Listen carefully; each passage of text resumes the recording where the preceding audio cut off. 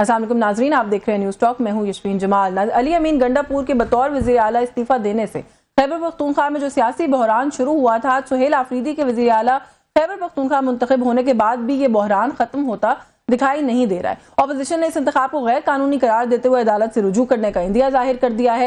गुज़िश्ता बुध को अली अमीन गंडापुर बानी PTI के कहने पर वजारत आला से मुस्ताफी हुए और अपना इस्तीफा गवर्नर खैबर पख्तूनख्वा फैसल करीम कुंडी को भिजवा दिया। 2 दिन तक तो गवर्नर साहब की तरफ से यह बयान सामने आता रहा कि मुझे अभी तक इस्तीफा मौसूल ही नहीं हुआ। फिर यह एतराज सामने आया कि इस्तीफा अली अमीन गंडापुर ने टाइप करके भेजा है, हाथ से लिखकर नहीं दिया, जो कि कानूनी तकाजा है। जब अली अमीन गंडापुर साहब ने इस्तीफा हाथ से लिखकर भेजा तो गवर्नर साहब की तरफ से यह एतराज लगाया गया कि टाइप शुदा इस्तीफा और हाथ से लिखा गया जो इस्तीफा है उसमें अली अमीन गंडापुर के दस्तखत जो है उनमें फर्क है और उनकी तस्दीक किए बगैर गवर्नर खैबर पख्तूनख्वा अली अमीन गंडापुर को जो है वो उनका इस्तीफा मंजूर नहीं कर सकते और तस्दीक के लिए उन्होंने कहा जी कि 15 अक्टूबर को आप जो है वो मेरे पास आ जाएं। जबकि PTI का मौकफ ये था कि इस्तीफा काबिल अमल होने के लिए गवर्नर की मंजूरी जरूरी नहीं है। स्पीकर खैबर पख्तूनख्वा असेंबली बाबर सलीम सवाती की जेर सदारत इजलास में आज सुहेल आफरीदी 90 वोट लेकर मुंतखब हुए, जबकि ऑपोजिशन ने इंतखाब का बाइकॉट किया। खैबर पख्तूनख्वा असेंबली में ऑपोजिशन लीडर डॉक्टर इबादुल्लाह ने कहा कि वज़ीर आला का इस्तीफा मंजूर नहीं हुआ, एक वज़ीर आला के होते हुए दूसरे का इंतखाब नहीं हो सकता।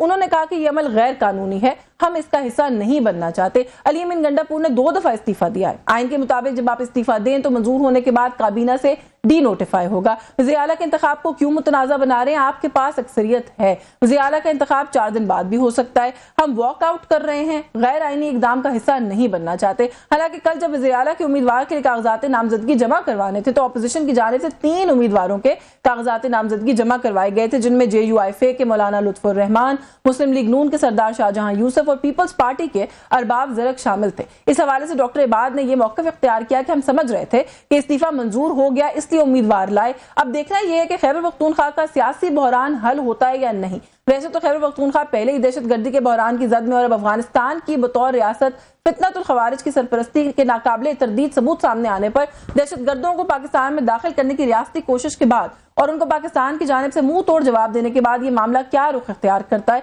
ये वो सवाल है जिसका जवाब आने वाला वक्त ही देगा। और ये उनसे जुड़े कुछ मामलात हैं जिन पर आज की इस नशिस्त में हम बात करने की कोशिश करेंगे। हमें प्रोग्राम में ज्वाइन किया है सीनियर रहनुमाए पाकिस्तान मुस्लिम लीग नवाज के मेंबर हैं, नेशनल असेंबली के राजा उसामा सरवर साहब ने। बहुत शुक्रिया सर आपका, अपने प्रोग्राम में वक्त दिया। सीनियर रहनुमाए पाकिस्तान तहरीक इंसाफ के शफकत अब्बास अवान साहब की जो है हमारे साथ मौजूद है। मैं शफकत साहब आपसे गुफ्तगू का आगाज कर लूं कि ये सवाल जो सर KPK के ऑपोजिशन लीडर पूछ रहे हैं, सर वही सवाल पहले आपके सामने रख देती हूँ कि आप क्यों मामलात को जो है वो मुतनाज़ा बना रहे हैं? आप लोगों के पास मेजोरिटी है जो आज की इस एक्सरसाइज में दोबारा से असर्ट भी हो गई, डिस्पाइट कि इसको लेकर बड़ी जो है वो बनाई जा रही थी, कंट्रोवर्सी थ्योरीज बनाई जा रही थी कि जो है वो आप लोगों के पास नहीं है अभी मेजोरिटी, तो वो तो सर आपकी बरकरार है। तो 3-4 दिन के बाद अगर इलेक्शन हो जाए तो इसमें क्या मुज़ायका था? क्यों ये उनका बकौल आपने गैर आईनी इकदाम किया है?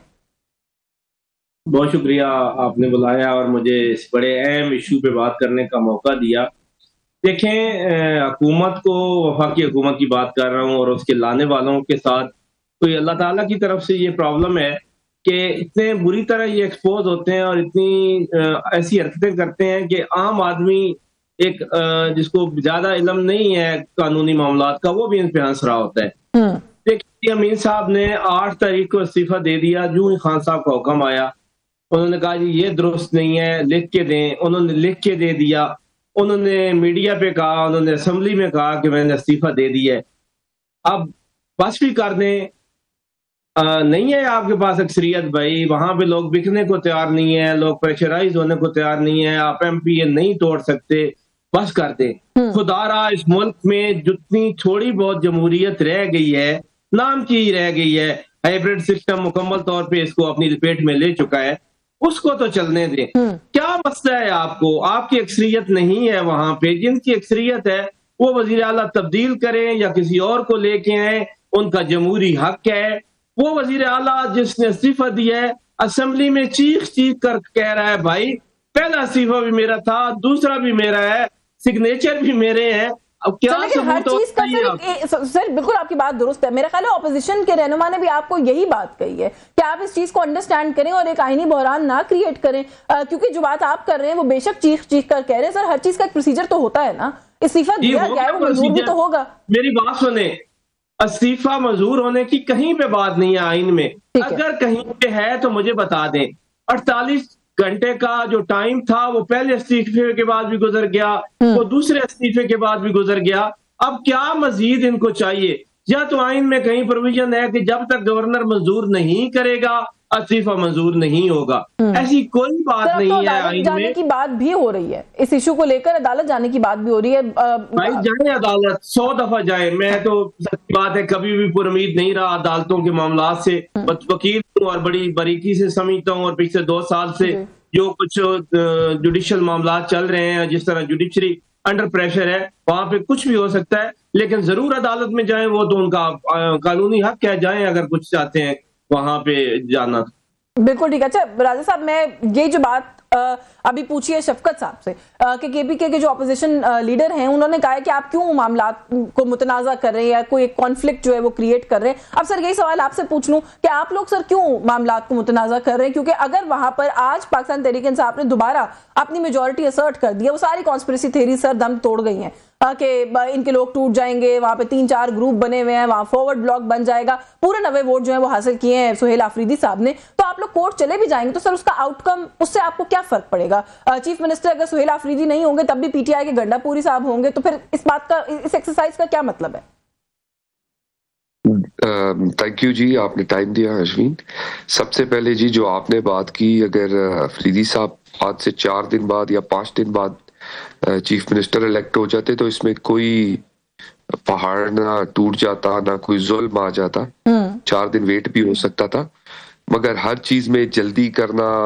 हमने तो ये भी सुना कि जी गवर्नर राज लगने लगा है, हमने तो ये भी सुना कि पता नहीं क्या होने लगा है, जबकि हमने कभी पॉलिटिकल निजाम को खराब करने की कोशिश नहीं की।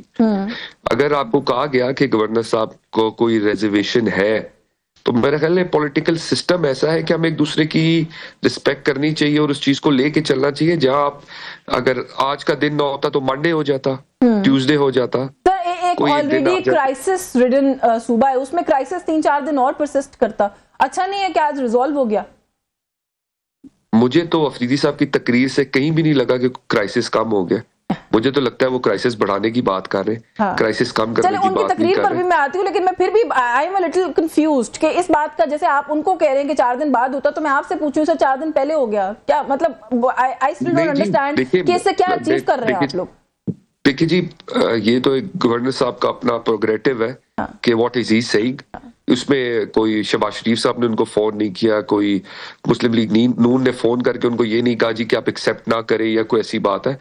वो उनका एक पर्सनल प्रोग्रेटिव है अपने हलके का, सॉरी अपने सूबे का, जिसमें वो कह रहे हैं कि मुझे एक रिजर्वेशन है इस चीज में। लेकिन सर पाकिस्तान तहरीक इंसाफ का मौकफ आपने सुन लिया, वकील भी है शफकत साहब जो है वो कह रहे हैं कि आइन में तो ये बात कहीं लिखी नहीं है, ट्रेडिशन हो सकता है कि गवर्नर एक्सेप्ट करे। 48 आवर्स की कंडीशन होती है, 48 आवर्स तो दोनों इस्तीफों के बाद एग्जॉस्ट हो गए। उसके बाद गंडापुर साहब ने वीडियो स्टेटमेंट दे दिया जी कि दोनों सिग्नेचर्स भी मेरे हैं, दोनों इस्तीफे भी मेरे हैं। तो फिर क्या?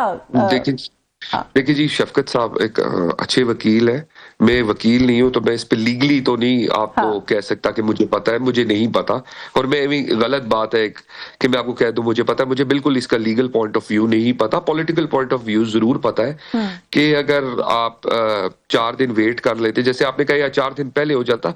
अगर जाहिर बात है उसमें कोई इशू आया है तो कोई इशू ये तो नहीं हुआ कि अली अमीन गंडापुर साहब ने जाके अपने बाय हैंड जमा कराया हो इस्तीफा के मैं देने आया हूं, तो उसमें कोई प्रोविजन ही नहीं रहती, ना कोई इशू रहता है कि हम कह सकें जी कि हम एक्सेप्टेबल नहीं है। जाहिर बात है एक बंदा अगर खुद पेश नहीं हो रहे तो उसमें इश्यूज आ सकते हैं कि बंदे फोर्सफुली तो नहीं लिया जा रहा, कोई इशू तो नहीं हो गया। जो है वो पार्लियामेंटेरियन है, आप पॉलिटिकल नहीं, आप पार्लियामेंट्री पॉइंट ऑफ व्यू दें। पार्लियामेंट्री पॉइंट ऑफ व्यू जो है मेरा ख्याल है उसमें शायद पाकिस्तान तहरीक इंसाफ कह रही है इट मेक्स सेंस।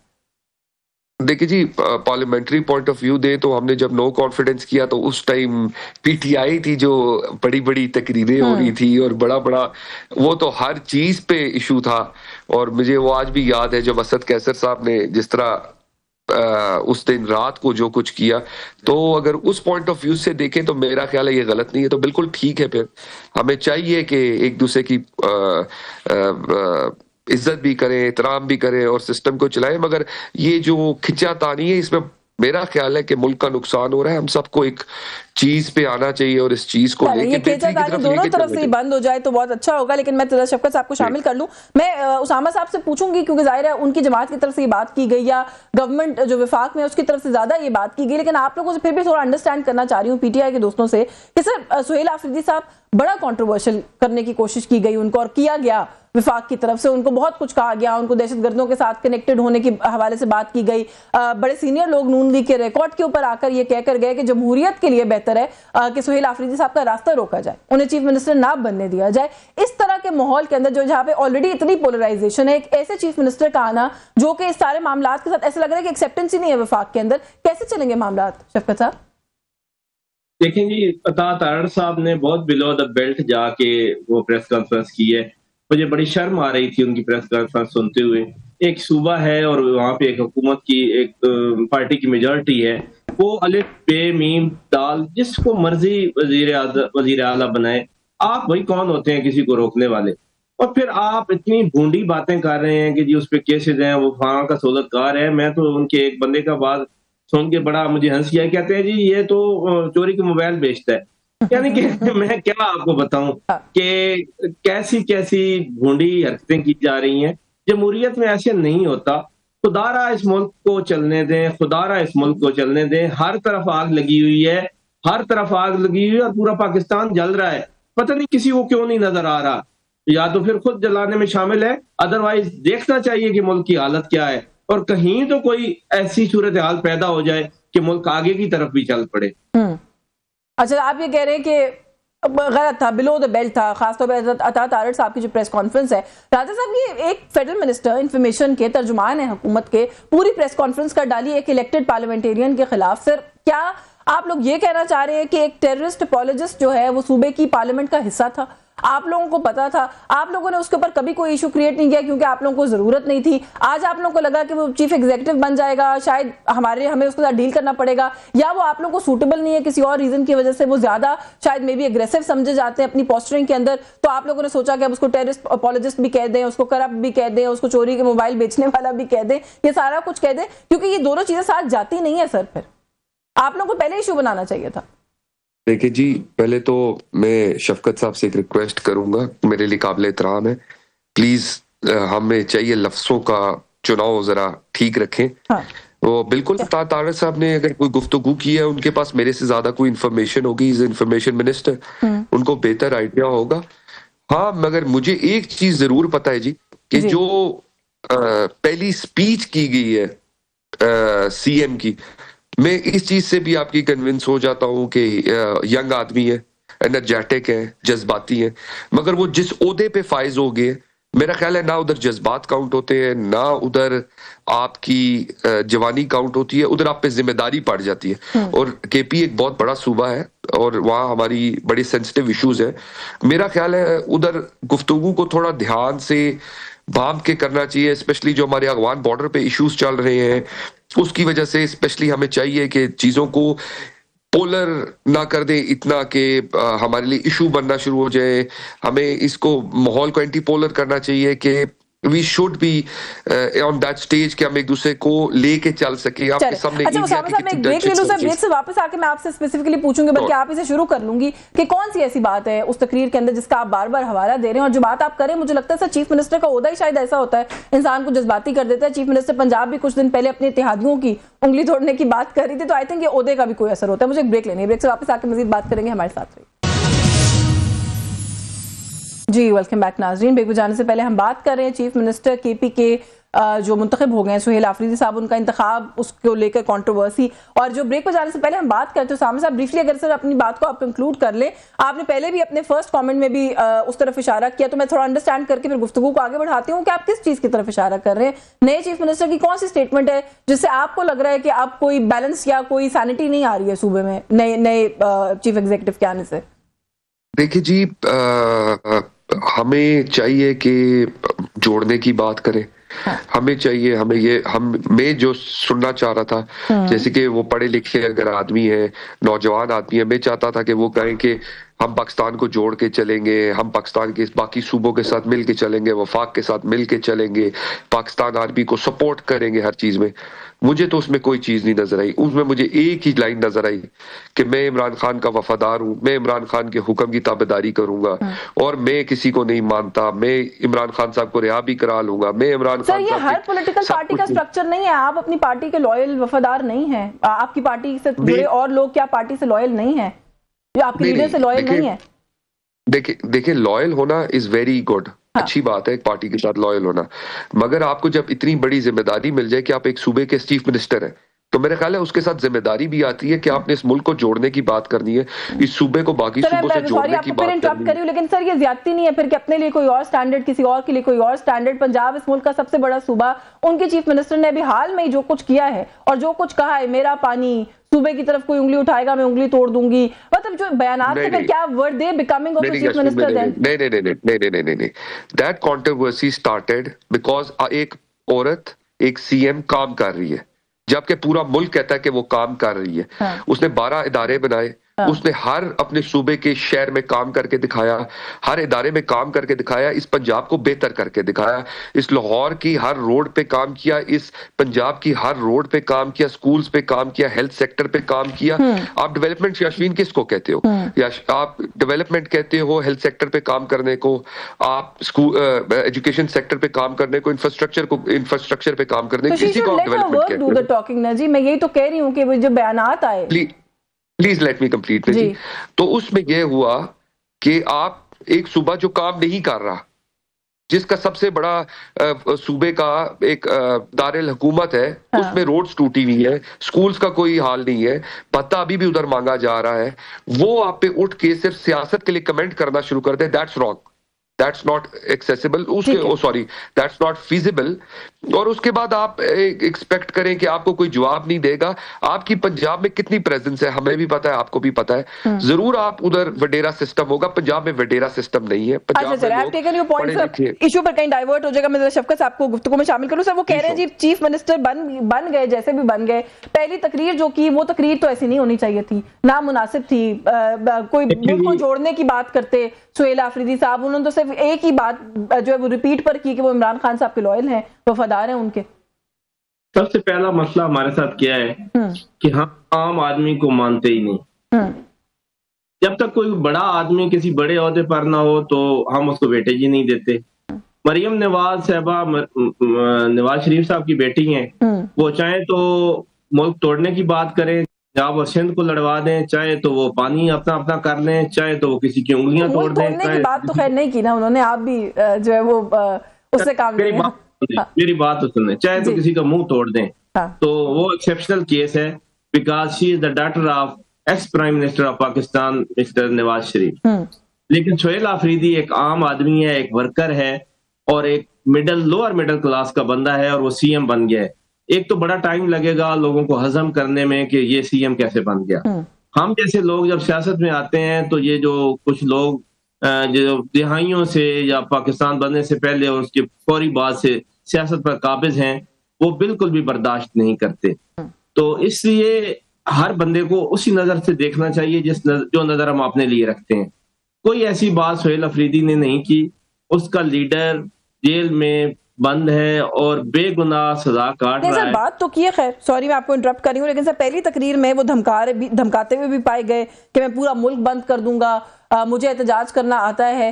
खान साहब की को जेल तब्दील करने की कोशिश की गई तो हम पूरा मुल्क जाम कर देंगे। लेट मी कंप्लीट, मेरी बात तो सुने।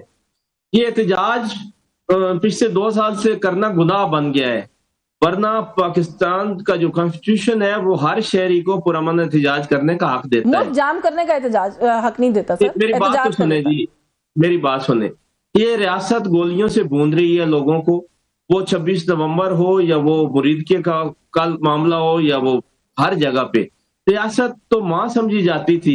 ये रियासत इतनी जालिम जाबिर और इतनी फस्तायत पे क्यों तुल गई है? कभी रियासत ने अपने बच्चे मारे हैं? तो भाई कुछ नहीं होता, लोगों को बैठने दो, उनको एहतजाज करने दो। वो तो बुला रहे होते हैं कि आओ ये हमारे साथ मुज़ाकरात करो, वो आप फिर भी नहीं गए और आपने सीधी गोलियां मार के लोगों को भून के वहां पे रख दिया। एहतजाज मुझे पता है कि ये क्यों किया जा रहा है। ये पाकिस्तान तहरीक इंसाफ का शायद रास्ता रोकने के लिए कल उनको मैसेज दिया जा रहा है कि भाई कल आप भी उठेंगे तो फिर आपको गोलियां मारेंगे, नो प्रॉब्लम, मारें गोलियां। आप लोग भी कभी कभी वैसे ना वो बहुत मासूमियत से काम लेते हैं कि आपको लगता है सब कुछ पीटीआई के लिए हो रहा होता है। मैं पता है प्रॉब्लम क्या है? प्रॉब्लम ये है कि सर कोई भी अपने इशू का जवाब नहीं देता, दूसरे पर फिंगर पॉइंटिंग करता है। आपने किसी और एहतजाज का हवाला देकर उसके बारे में तो बात कर दी, लेकिन आपने अपनी बात का फिर भी सर कोई एक्सप्लेनेशन नहीं दिया। आपके चीफ मिनिस्टर आपके जो आज इलेक्ट हुए, पहले दिन आए हैं, वो आके खड़े होकर पहली बात ये करते हैं मैं एहतजाज का चैंपियन हूं, मैं पूरा मुल्क जाम कर दूंगा। सर देखिए एहतजाज आप जरूर करें। बात सुने जी, पाकिस्तान तहरीक इंसाफ पुरअमन एहतजाज करेगी। पाकिस्तान तहरीक इंसाफ मुल्क के कोने कोने में एहतजाज करेगी। पाकिस्तान तहरीक इंसाफ का ये जमहूरी और आईनी हक है और पाकिस्तान तहरीक इंसाफ इसको इस्तेमाल करेगी जब तक इस मुल्क में आइन और कानून अपनी असली सूरत में बहाल नहीं हो जाता, जब तक नहीं आ जाती। और आप मेरे प्रोग्राम में आते रहते हैं। नहीं, मैं मुकम्मल जरूर कर दूंगी। आपको पता है कि मैं तो हमेशा सपोर्ट करती हूँ इस बात को, लेकिन सर पुरअमन एहतजाज में मुल्क को पूरे को बंद कर देने की और जैम कर देने की थ्रेट्स नहीं होती। मेरी रिक्वेस्ट तो सुने। हाँ, एहतजाज क्या होता है कि आप कहीं पे बैठ जाएं तो बंद तो नहीं होती हैं रोड। हम कौन सा कह रहे हैं कि हम डंडे उठा लेंगे, हाँ, हम गन्स उठा लेंगे, हम आएंगे और कहीं पे चढ़ाई कर देंगे। कतई ऐसा नहीं है। मैं 26 नवंबर को मौजूद था जब डी चौक में हमारे लोगों को गोलियों से भूना गया, वो निहत्ते थे। मैं आज भी कसम उठाने को तैयार हूं कि एक भी सिंगल फायर नहीं हमारी साइड से हुआ, ना किसी के पास कोई ऐसा असला था और वहां पे लोगों को भून के रख दिया गया। खुदारा अगर वो एक दिन बैठ जाते तो कौन सा इस्लामाबाद में कोई ज़ल्ज़ला आ जाना था। और यही लोग जो कल मुरीदके में मार दिए गए हैं, ये जो आप बात कर रहे हैं ना कि पाकिस्तान तहरीक इंसाफ के एहतजाज का रास्ता रोका जाता है, थोड़ा सा क्योंकि ब्रेक लेनी है, उसामा साहब से कोई किस पे रिस्पांस ले लूं सर, क्योंकि आप एतराज कर रहे थे जो कुछ उन्होंने कहा। वो ये कह रहे हैं कि एहतजाज करना तो किसी भी मुल्क के अंदर जमहूरियत के अंदर राइट होता है, एहतजाज करने को गुनाह बना दिया गया इस मुल्क के अंदर। देखिए जी, मैं ये तो वकील भी है और आप एक जर्नलिस्ट हैं। देखिए हमारा मसला ये है कि हमारी मेमोरी बहुत शॉर्ट है। हम भूल जाते हैं कि 18 से 24 के बीच में क्या हुआ। हम भूल जाते हैं कि उस टाइम भी यही मुल्क था और यही लॉ था। उस टाइम यही इंटीरियर मिनिस्टर साहब और ये बैठ के कहते थे ये हम बाय लॉ चल रहे हैं, हम किसी को हिलने नहीं देंगे, कोई बात करेगा तो किसी को हम बात नहीं करने देंगे। हमारे 32 से ज्यादा सीनियर MNAs जब फेक केसेस में आपने अंदर किए, उस टाइम ये मुल्क नहीं था और ये लॉ नहीं था। उस टाइम किधर गई ये बातें और किधर गई। मसला ये नहीं अश्विन, मसला ये है कि आपने अभी तक ये बात नहीं की कि हम KP में क्या डेवलपमेंट करेंगे, हम KP में कितनी यूनिवर्सिटीज बनाएंगे, कितने कॉलेजेस बनाएंगे, क्या इंफ्रास्ट्रक्चर बनाएंगे। आप एहतजाज की बात करते हैं। भाई हमारे सीनियर है, मैं उस कॉन्फ्लिक्ट में नहीं जाना चाहता। बिल्कुल आप गलत कह रहे हैं। मैं खुद टूल प्लाजे पे गया, आपके साथ ATS के कमांडोज थे जिनने राइफल्स उठाई हुई थी, आपके लोगों के साथ प्राइवेट गार्ड्स थे जिनने मास्क पहने हुए थे, जिनके पास क्लैशनिकोव्स थी। आप इस चीज में बिल्कुल गलत है कि हमारे पास असला नहीं था। आप पास बेहतियात असला था, आपके पास इंतहाई गलत किस्म के लोग थे। वो आप मेरे से बेहतर जानते हैं, मैं उस तरफ पॉइंट नहीं करना चाहता कि आपके पास अगवान बंदे क्यों थे। आपके पास उस टाइम आपको इंडिकेट किया गया कि आपके पास 400 से 500 उसामा, ये जो बात आप कर रहे हैं ये मैं पूछ रही थी शफकत साहब से, लेकिन एक बात की तस्दीर सर आप भी कर लें। जो आपने 18 से 24 का हवाला दिया है सर, बिलावल भुट्टो ने लॉन्ग मार्च किया पाकिस्तान तहरीक इंसाफ के दौर में, मौलाना फजल रहमान लॉन्ग मार्च करके आए, धरना लेकर बैठे पाकिस्तान तहरीक इंसाफ के दौर में। आप सभी सियासी जमातों ने इलेक्शन कमीशन ऑफ पाकिस्तान के सामने रेड जोन पर आकर एहतजाज किया। मैंने खुद उसको कवर किया। पाकिस्तान तहरीक इंसाफ के दौर में सर एहतजाज की तो इजाजत थी, तो हमने भी तो इजाजत दी थी 13 से 18 के बीच में, जब PTI आके डी चौक में बैठी रही।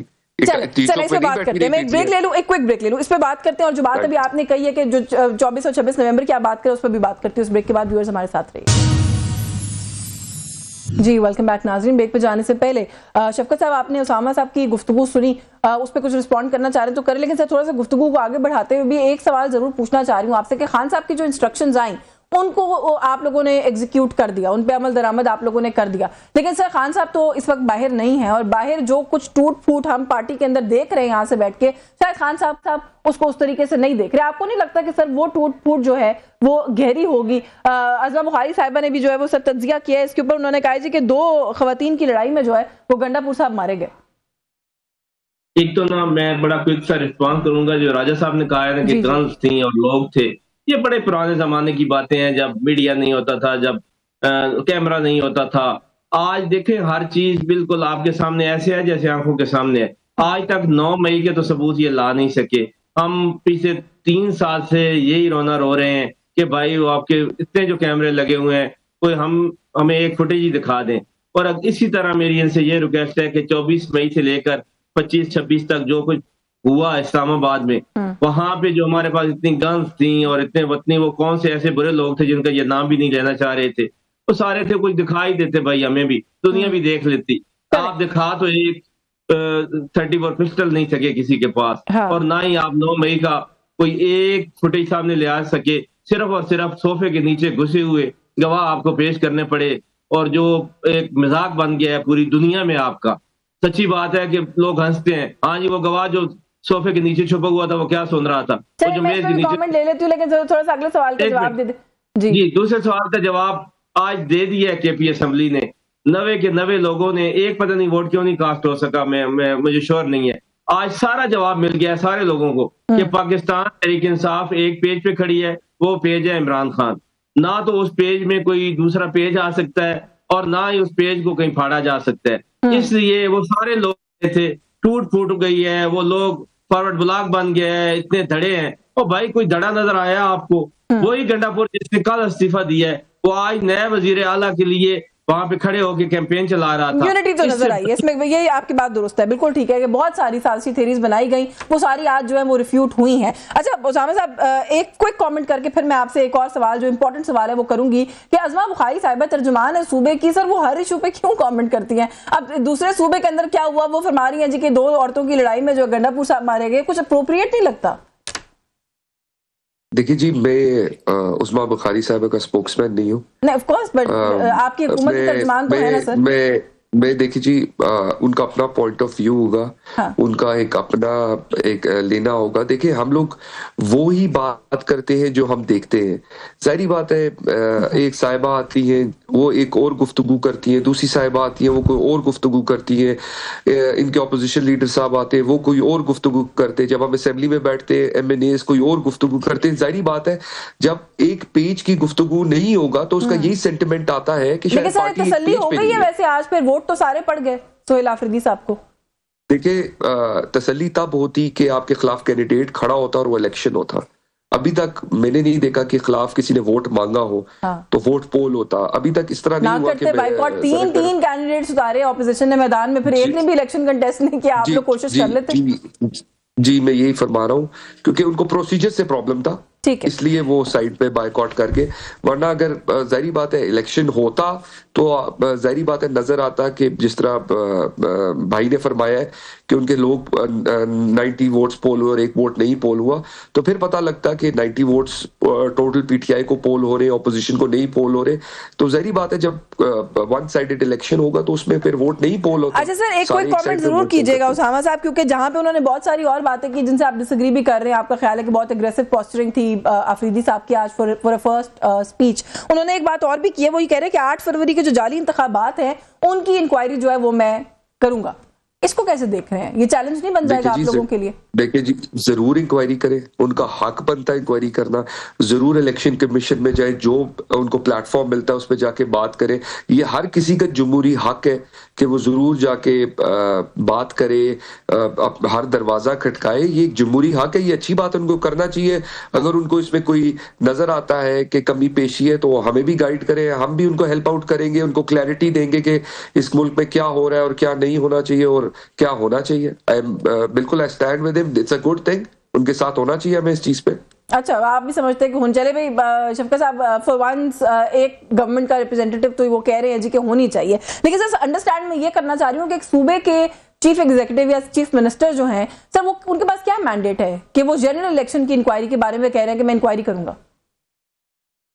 देखें, आपने सूबे की हद तक तो बिल्कुल मैंडेट होता है और बाहर नहीं होता, ये मैं तक आपके साथ एग्री हूँ।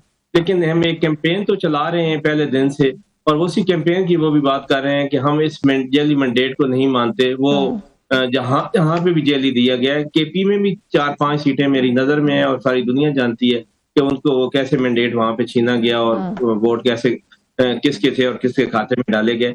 लेकिन ओवरऑल पूरे पाकिस्तान में जो हमारे मैंडेट के साथ हुआ है, मैं तो नहीं कहता कि कोई भी रीजनेबल आदमी ओपन बैठ के वो डिबेट भी कर सके कि यहाँ पे मैंडेट चोरी क्या डाका डाला है बहुत बड़ा, और हर हारे हुए बंदे को जिता के असेंबली में पहुंचा दिया। अच्छा, थोड़ा सा इस पे भी कमेंट कर दीजिएगा कि आपने भी खुद भी हवाला दिया कि जिस तरह से प्रेस कॉन्फ्रेंसेस की गई, जो कुछ कहा गया सुहेल आफरीदी साहब के हवाले से, कितना आसान होगा आपकी, क्योंकि सूबे में हुकूमत है, वफाकी हुकूमत के साथ मिलकर चलना या उनके साथ काम करना, जो बात में भी पूछ रही थी उसामा साहब से भी कि सर लग रहा है कि उनकी एक्सेप्टेंस तो कोई नहीं है इन हलकों में।